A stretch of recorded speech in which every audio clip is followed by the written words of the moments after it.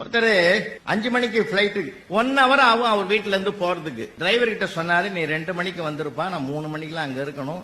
2 மணிக்கு வரேன்னு சொன்ன டிரைவர் 2:30 மணிக்கு வராரு. அரை மணி நேரம் லேட் ஆனதுனால கொதிச்சு பிபி ஏறி எல்லாம் போய் அந்த ஆளு தலைகீழ பேச ஆரம்பிச்சிட்டோம். போச்சு பயணமே போச்சு, பயணமே போச்சு, பயணம். எப்படியோ ஒண்ணு நான் சீக்கிரம் கொண்டு போய் விட்டுறேன்னா போற வழியில பல்லாவரம் தாண்டறதுக்குள்ளே ஒரு டயர் பஞ்சர் ஆகி போச்சு. நொந்து நூலாயிட்டான் அந்த ஆளு. இன்னைக்கு போச்சுரா, எல்லாமே குடிச்சவராகிட்டான், இப்படி பண்ணிட்டானே.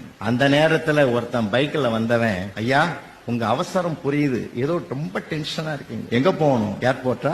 உட்காருங்க, நான் கொண்டு போய் விட்டான் சார். செக்கின் எல்லாம் முடிஞ்சது, உள்ள போயிட்டாரு. பிளைட்ல போய் உட்கார்ந்தாரு. உட்கார்ந்த போது நினைச்சார், தெய்வம் முதல்ல சோதிச்சுது. அரை மணி நேரம் அந்த படுபாவை லேட்டா வந்தோம், சரிதான்னு போனோம்னா டயர் போயிட்டு. அந்த நேரத்துல கடவுள் மாதிரி ஒருத்தன் வந்து பைக்ல கூட்டின்னு வந்தான் பத்தியா, உண்மையிலேயே வந்தான்டா எனக்கு கடவுள். பிளைட் பறக்க ஆரம்பிச்சது, மேல போச்சு. கொஞ்ச நேரத்துல பைலட் சொன்னாரு, விமானத்துல எதிர்பாராத கோளாறு வந்துட்டுது, அவங்கவுங்க தயாரா பாராசூட்டை கையில எடுங்க, அவங்கவுங்க பொழைச்சுங்க. அப்ப அவர் நினைக்கிறாரு, லேட்டா வர்றது மூலமா கடவுள் எனக்கு உணர்த்தலாம், நான் புரிஞ்சுக்கல. டயரை வெடிக்க வச்சு என்ன நிறுத்த பார்த்தான் கடவுள், நான் புரிஞ்சுக்கல. எங்க இருந்தோ ஒருத்தன் யமனாட்டம் வந்து என்ன பைக்கில் கூட்டம்.